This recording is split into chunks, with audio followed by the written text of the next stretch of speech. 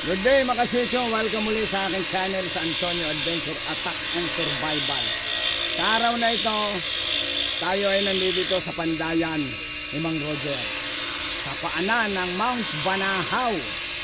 Yan, kasalukuyan siyang may binabasyadang isang gulok doon, gulok ng pinsang ko. Doon may isang bagong gawa dito, ang ganda. Yan, bago ang handle, bago ang talim. Tawag dito ay binahong palayo. Yan ah. Ang ganda niyan. Ang ganda ng talim mo. Pwedeng pang laplap, pang gaya, pang sapsap, at pang salaksak. Pwede rin pang pitpit ng lula. Doble pila ito ah. So ang gumamit ito kahit kaliwat kanan, pwede. Man Roger, kaya kung gusto yung paggawa ng gulok dito sa Huling Panday sa Mount Banahaw, dito sa Barangay Anos, walang iba kundi si Mang Roger. Kukuha pa ako ng ibang mga itak din na halos kapareho rin ito. Yung iba'y hindi pagawa, iba'y iba pa balasbas, at marami pang gagawin. Yung nga lang madalas nang sumasakit daw yung kanang kamay ni Mang Roger, kapupok-pok nga naman ang maso. So, dahil nga edad ng araw siya, medyo hindi na siya nakakagawa ng marami. Dati, ang nagagawa niya, 3 gulok sa isang araw. Ngayon pa isa-isa na lang. Yan, ito, isa, bagong gawa niya to. Lalagyan to ng kalubang. Kaya hanap pa tayo ng iba. Kita nyo naman ang isang gulok na ito. Ganon din ang design, kaso lang ito, mapurol pa. Bagong gawa ito. Actually, hindi ito bagong gawa. Walang talim oh. Wala pa oh, naupod. Ipababalasbas. Ibig sabihin ng balasbas, pababagahin, pupukpukin ng bago at isusubo para gumanda uli ang talim. Yan, ito yan. Hindi pa ito pwedeng pan-chop-chop kasi walang talim. Yan oh. Putol pa. Ano, kahit hiwain ko. Yan o, walang talim. Pero pag ito ay nabalasbas na, tapos nasubuhan at naihasa, hindi na pwede yung ganyan, malalaplap na ang kamay ko. Yan, magaling manggawa si Man Roger kasi sa pagsubo, ang galing niyang gumawa. Matagal na, katulad ng pinagawa ko sa kanya dati. 2020 pa yon, 5 years ago na, hindi pa rin nagbabago ang talas ng talim. Basta inihahasa lang ng maayos. Yan ang. Kung makita nyo naman to, iyad. Ito yun sa pinsan ko na nabangaw ang talim. Tapos binukpok ng martilyo, nabingaw ang ibabaw. Ngayon, ang ganda na uli. Oh. Pwede nang pantagtag ng karne ng baka. Karne ng kambing, mabuto, matigas. Ito ang maganda. Yan ha. Pwede rin pamitpit ng luya. Pero hindi na pwedeng ganun. Malalaplap na ang aking kamay. Ubod na ng talas nito ngayon. Saka gumaan, gumanda. Yan, Man Roger ang may gawa nito. Binago ang talim. Sa ngayon si Man Roger ay nagpapabaga. Anong ilalagay niyo Man Roger? Yun. Yan ah. Pumuputok ang uling oh. Ay, ayoko lumapit eh. Pumuputok-putok yung uling oh. Yan oh. Kasi meron ditong pambomba ng ano. Yan, air pump. Puputukan. Man Roger. Mamaya susok pag nagbaga na yan, susok-sok na niya dyan yung gulok na ibabalasbas. Ayun si Man Roger, nasa likuran ko, busy. Babalasbasan na yung isang itak. Susubuhan ng bago. Yun yung gulok ng pinsang kong naging bagul, pinalo ng martilyo, itinaga kung saan saan, parang walang habas. Ayun, kaya nasira ang talim. at naulanan na nakasuksok sa kaluban. Nung maulanan ay pinabayaan, kaya paghugot puro kalawang na. Yung ulan kasi ang bilis bumulok ng bakal. Makikita nyo itong isang itak na ito. Yan. Ito ang ginagamit ni Man Roger, pantagdag pag siya gumagawa ng kaluban. Yan o. Yan. Yan, ito ang ginagamit niya. Napakatalas nito. Uwastari din ito, katulad yung sa akin. Mamaya papakita ko sa inyo yung ginawa niya sa akin. So yan, on the process pa ng paggawa ng kaluban si Mang Roger. Yan, ito yan. Ito ay kahoy na takip asin. Kasi naubos na yata ang mahogany niya dito. So ito, napakaganda nito.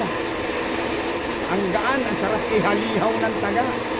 Ang sarap ipanggayat ng sibuyas, pantagtag ng karne, at panlaplap ng mangga.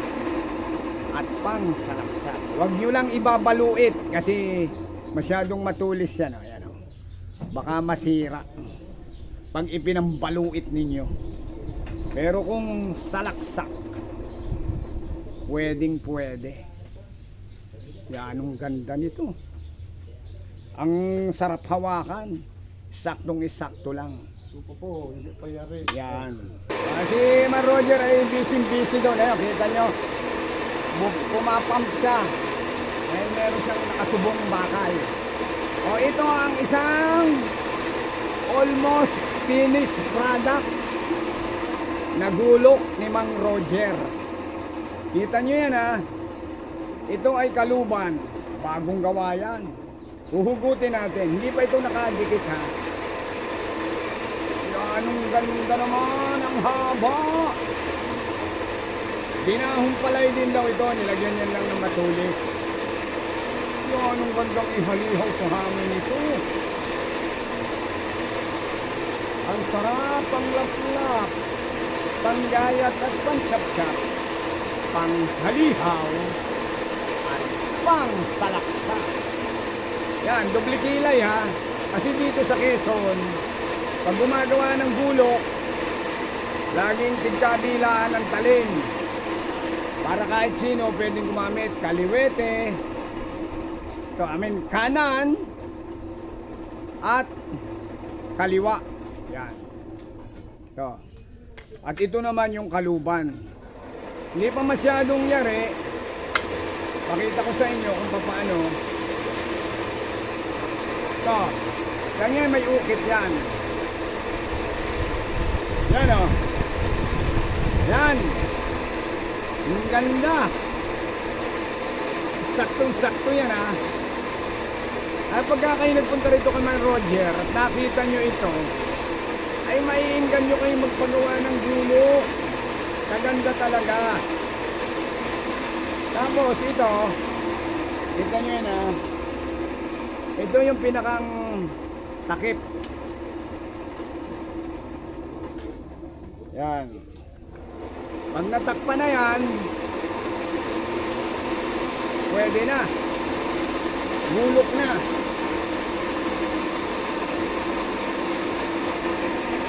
So, kaganda. Sarap itaga. Pang-blade dance ito. Ayos. Suksukuli natin. Kung makita nyo yan, sinusubuhan ni Man Roger. Timing, hindi biglang yan. Lalagyan niya ng tubig konti-konti. Dahil pag puting-puti daw yun, madaling mabingaw. Oo, bingaw, pati. Yan, so dahan-dahan lang pala. Yan. Yan, pag dumilaw na yung kulay, yan, mabingaw pa ho yan. Bibingaw yan, dapat ibabalik dito. Ayun, pala. Sa ulit. Kaya ibabalik daw sa uling. Yun. Para pumula ulit siya. Kasi yung kinikwento ni Man Roger sa akin, merong mga nagpa-training sa kanyang subo. Ay, nagkakabingaw-bingaw, tunaw. Hindi daw marunong. Ay, ito si Man Roger, expert na talaga eh. Minana niya sa tatay niya itong pagsusubo ng bakal, gulok at panggagawa ito. Yan. Balasbas ito. Yan ha. Tapos ito yung pasabawan ni Mar Roger. Yan to. Ano ba ito, Mar Roger? Simento? Ayun. Yan o, ganyan lang ang ginagawa niya. Tapos yan, susubuhan na naman niya. Yun. Para hindi na bumalik. Hindi pala yung binibigla. Dahil pag binigla mo, magkakrak yung bakal. Ayan o. Galing talaga o.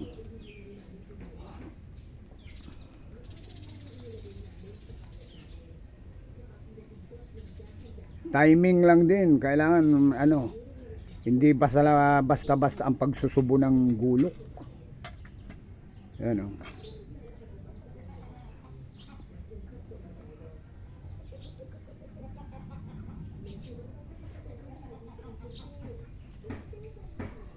Yan, tinatimingan pa ni Mar Roger yan. Ayan o. Ayan o.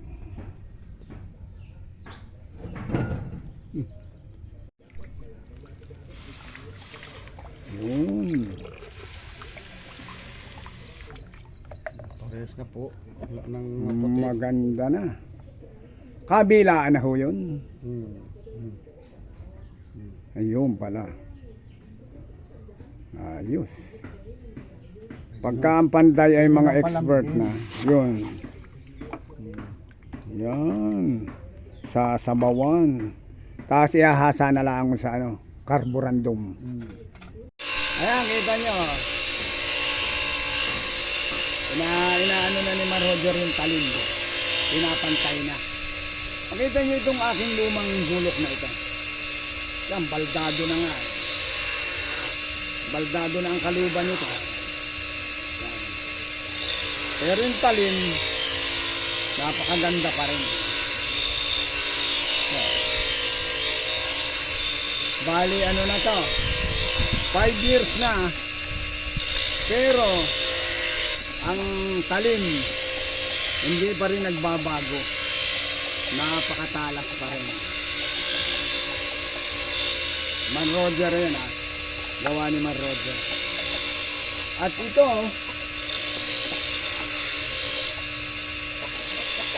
yan. Makita nyo ito, yung pinakita ko kanina. Ito yung bago. Yan. Halos pareho lang din. Pero medyo magkaiba ang talim. Ikubutin natin yun. Yan ah. Yung isa medyo payat, ito may tiyang. Makita nyo ang pagkakaiba. Ito, dinastare. Itong isa, dinahong pala. Yan. Mga kasityo, sana nagustuhan nyo ang aking pagdalaw at pagbisita kay Mang Roger. 3 years na kami hindi nagkita eh. Kaya dinalaw ko siya. Hanggang sa susunod pang Antonio Adventure Attack and Survival at mga gulok ni Mang Roger. Bye-bye.